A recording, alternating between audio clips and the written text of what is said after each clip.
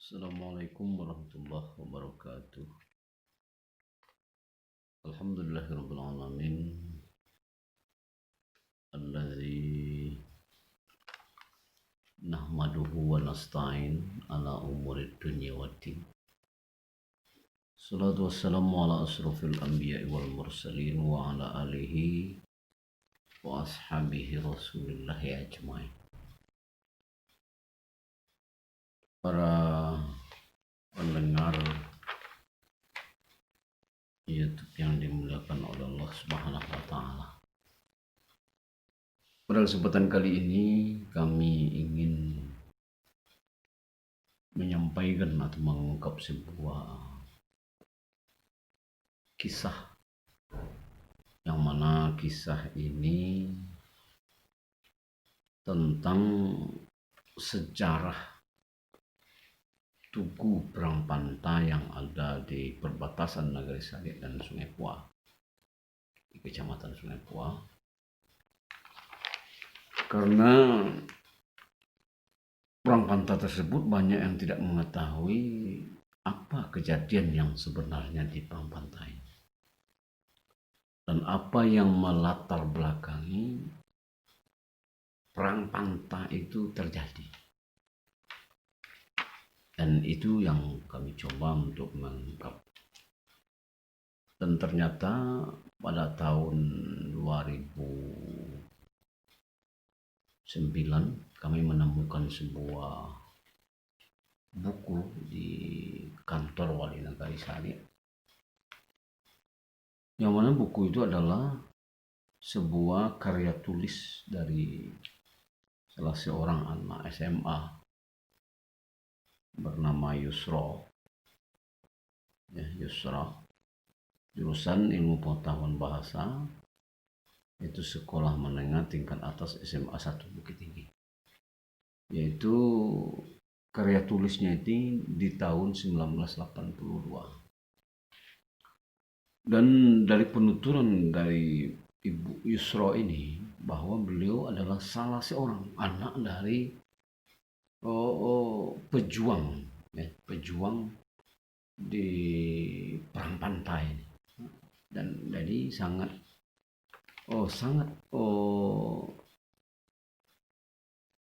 memudahkan bagi Ibu Yusra ini untuk mengungkap kebenaran dari perang pantai. Baik, kita berawal dari sebuah nagari, yaitu Nagari Sarik, Kecamatan Sungai Pua, yang berada di sebuah kecamatan Sungai Pua, di mana Sarik ini berbatasan dengan arah Gunung Merapi, itu berbatasan dengan Kecamatan Sungai Pua. Kemudian arah ke Padang Panjang berbatasan dengan Batu Palano, arah ke Candrung berbatasan dengan Nagari Sungai Pua, kemudian arah ke bawah berbatasan dengan Nagari Bataga sama Nagari Cingkaring. Nah, inilah Nagari Sarik ini, ya, yang luasnya itu sekitar 415,74 hektar, ya, keseluruhan. Dihuni oleh penduduk berkisaran antara 2.295 orang yang ada di Nagari Sarik ini. Baik, menurut buku karya tulis dari Ibu Yusra ini, bahwa kejadian di perang pantai itu, yaitu kejadiannya di tanggal 4 Januari tahun 1949. Ya, kenapa itu terjadi? Sebenarnya perang pantai ini adalah perang perlawanan masyarakat Sarik, pemuda Sarik, untuk mengusir sisa-sisa penjajah yang ada di Sarik dan sekitarnya. Karena 1945 kita sudah diproklamirkan merdeka, sehingga antek-antek Belanda ini masih banyak dan masih semena-mena di daerah kita ini. Dan sangat sulit sekali masyarakat kita untuk menyuruh mereka pergi dari negara Indonesia ini.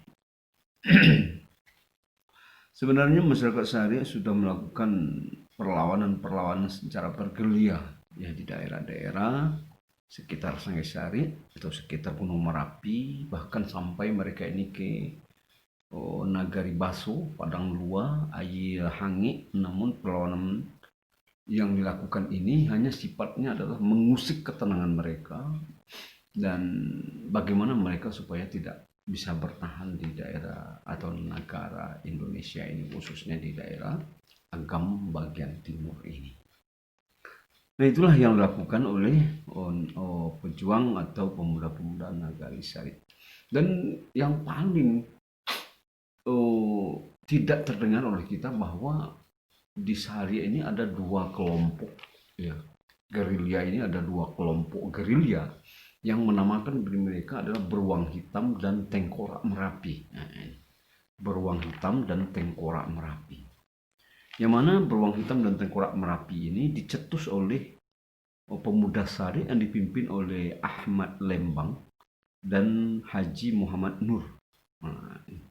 Ahmad Lembang dan Haji Muhammad Nur inilah yang mencetus tentang perlawanan mereka terhadap Belanda ini.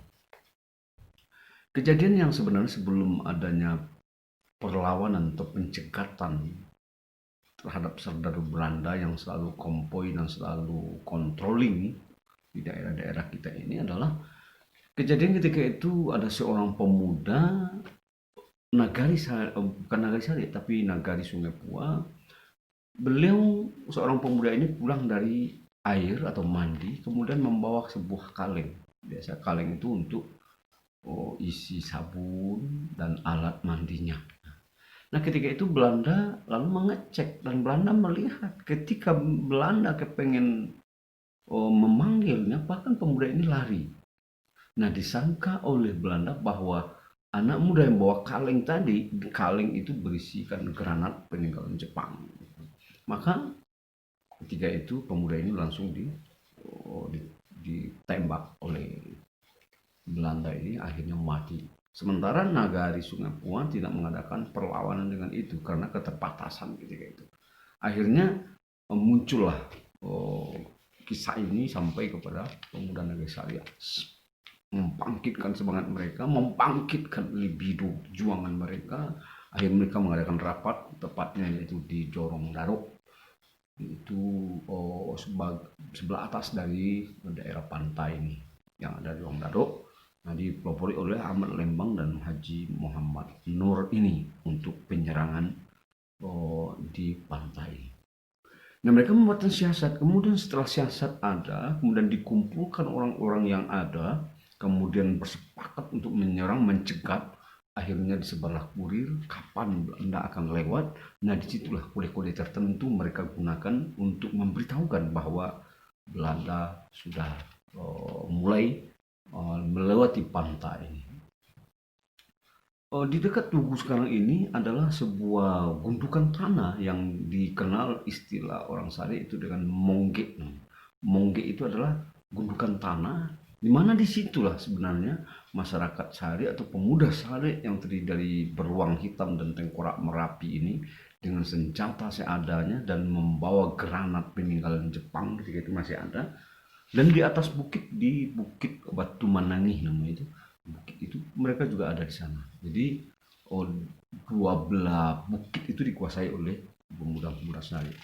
Nah, ketika mereka lewat, Belanda lewat pada tanggal 4 Januari 1949 ini, ketika itulah mereka menyerbu habis dan melemparkan granat itu ke mobil truk yang diisi oleh tentara-tentara atau serdadu-serdadu Belanda ketika itu. Dan konon kabarnya ketika penyerangan itu banyak di antara serdadu Belanda yang mati dan ada satu perwira mereka yang mati karena granat yang dilemparkan oleh pemuda Syariah yang terdiri dari Beruang Hitam dan Tengkorak Merapi ini. Setelah itu terjadi, mereka ini berlarian dan serdadu-serdadu Belanda ketika itu menyerang sambungan dari Baik, setelah perwira Belanda dan serdadu Belanda ini banyak yang mati, kemudian yang tersisa menyerbu lagi masyarakat Sari. Pemuda-pemuda tadi berlarian berhamburan sampailah mereka ini ke Jorong Dado mengejar. Namun tak ada yang mereka dapatkan karena mereka itu sudah lari ke arah Gunung Merapi. Karena di Gunung Merapi itulah banyak persembunyian-persembunyian yang ada di Nagari Sari ini. Dan buktinya juga banyak terlihat ada lubang-lubang galian daripada orang-orang dahulu untuk bersembunyi ketika Belanda itu mengamuk di daerah kita ini. Kemudian setelah berita ini sampai ke batalion daripada Belanda di Konde Bukit Tinggi atau tepatnya di Sungai Buloh, kemudian mereka mengadakan penyerangan pada malam hari. Nah, ketika malam hari itu juga para pasukan beruang hitam dan tengkorak Merapi ini mengadakan pertemuan.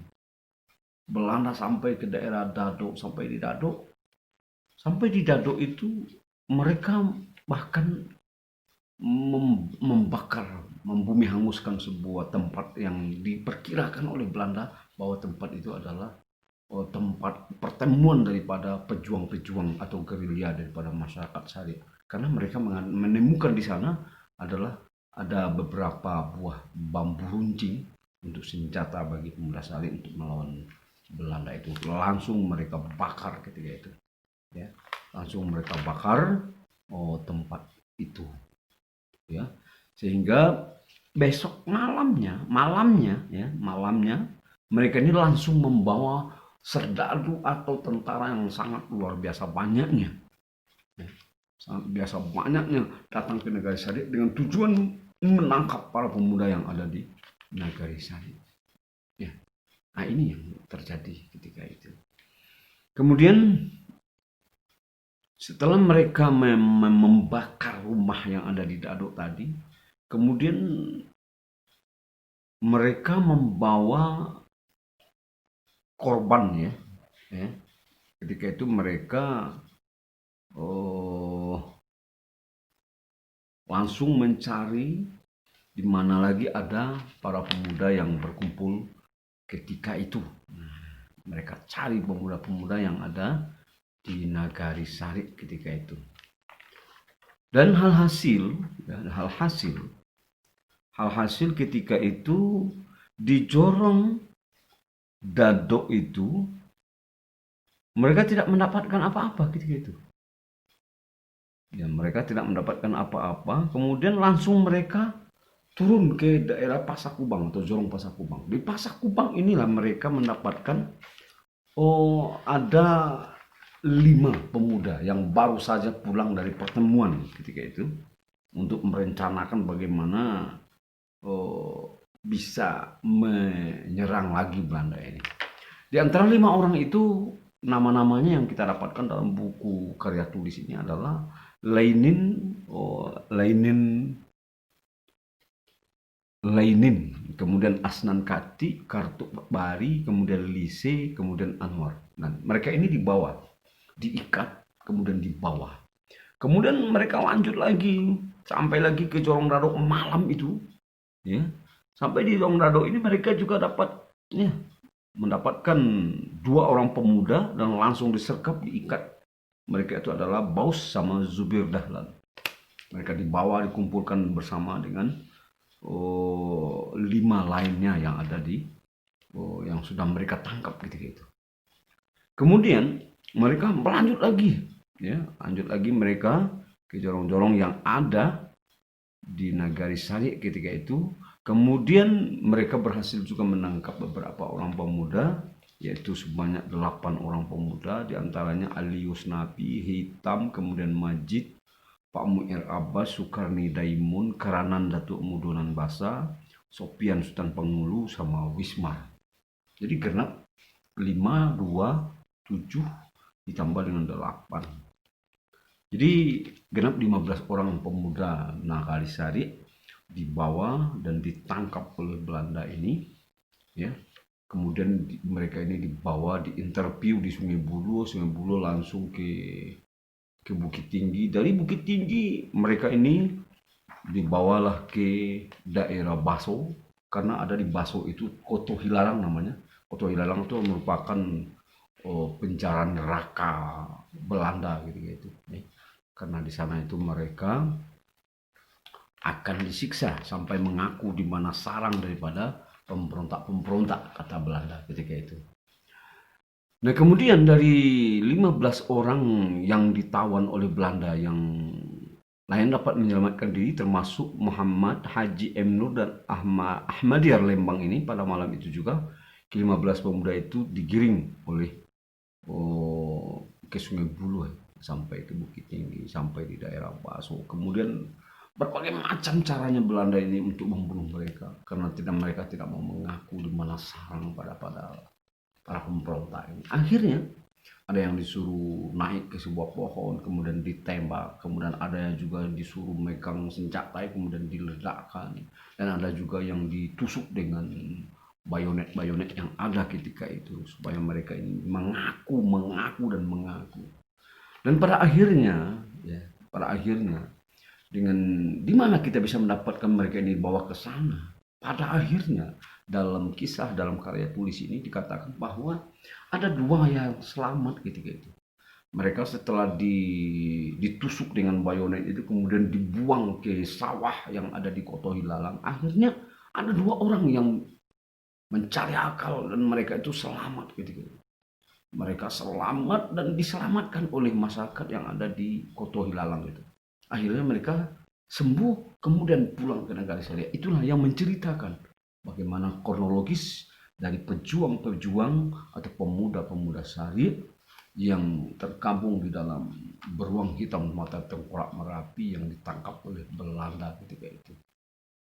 Jadi sungguh sangat ironis sekali apa yang mereka terima dari perlakuan Belanda ketika itu. Inilah nama-nama pahlawan yang gugur ketika itu, yang ditembak mati oleh Belanda, yaitu Bapak Asnan Kati Anwar, Bapak Alius Nabi, Habaus Hitam, Kartub Kari, Lainin Kromo, kemudian Lise, Majid, Muiz Abbas, Sukarni Daimun, Wismar, sama Zubir Dahlan. Jadi mereka ini mati dalam mempertahankan keteguhan hati mereka, dalam menyembunyikan teman-teman yang ada di Nagari Saria. Kalau mereka berbunyi mengatakan bahwa tempat persembunyian para beruang hitam dan tengkorak Merapi yang ada di Nagari Saria, bisa jadi Nagari Saria dibombardir oleh Belanda ketika itu. Tapi perjuangan beliau tidak sia-sia, asalkan ikhlas mereka menjadi syahid dalam mempertahankan nyawa orang lain. Inilah yang dilakukan oleh orang-orang atau pemuda-pemuda Nisaria yang pengorban yang sangat luar biasa. Dan pemerintah Nagari Saria mengabadikan perjuangan mereka ini dalam bentuk sebuah tugu yang dinamakan dengan Tugu Perang Panta, yaitu 4 Januari 1949. Tujuannya tak lain adalah untuk memberitahukan kepada generasi sekarang ini supaya mereka tahu bahwa perlawanan masyarakat, orang-orang tua mereka di Nagari Saria ini adalah sangat luar biasa. Supaya mereka bisa juga menjaga nagari ini dari rongrongan segala macam, baik itu rongrongan dari pengaruh-pengaruh barat, pengaruh-pengaruh yang tidak bermanfaat. Dan kita akui bahwa Nagari Saria ini masih ori, adatnya masih kuat, tradisinya masih luar biasa. Jika ini tidak dipertahankan, ini bisa dirusak oleh rongrongan, oleh pengaruh-pengaruh yang tidak karuan itu. Mudah-mudahan pemuka masyarakat kita bisa membuat aturan yang lebih kuat lagi untuk bisa membentengi diri kita dari pengaruh-pengaruh yang tidak baik itu. Mudah-mudahan apa yang kami sampaikan dalam buku karya tulis dari Ibu Yusro ini, yaitu 1982, yang narasumbernya ketika itu adalah bapaknya sendiri, itu Bapak, nama bapaknya itu adalah Dahar Salim Sultan Pengulu. Dahar Salim Sultan Pengulu, dan kebetulan beliau adalah anggota gerilya Beruang Hitam ketika itu. Beruang Hitam bagian perbekalan makanan. Nah, itu tadi 1948 dan 1949. Nah, inilah perjuangan mereka 1 tahun itu, 48 sampai 9. Meletuslah perang Panta di tanggal 4 Januari di tahun 1949. Mudah-mudahan dikenang oleh masyarakat kita dan bisa menghargai jasa pahlawan. Minimal ketika berada di Tugu Panta, mereka bisa membacakan Al-Fatihah untuk para pahlawan-pahlawan kita. Semoga bisa bermanfaat dan bermakna bagi kita. Assalamualaikum warahmatullahi wabarakatuh.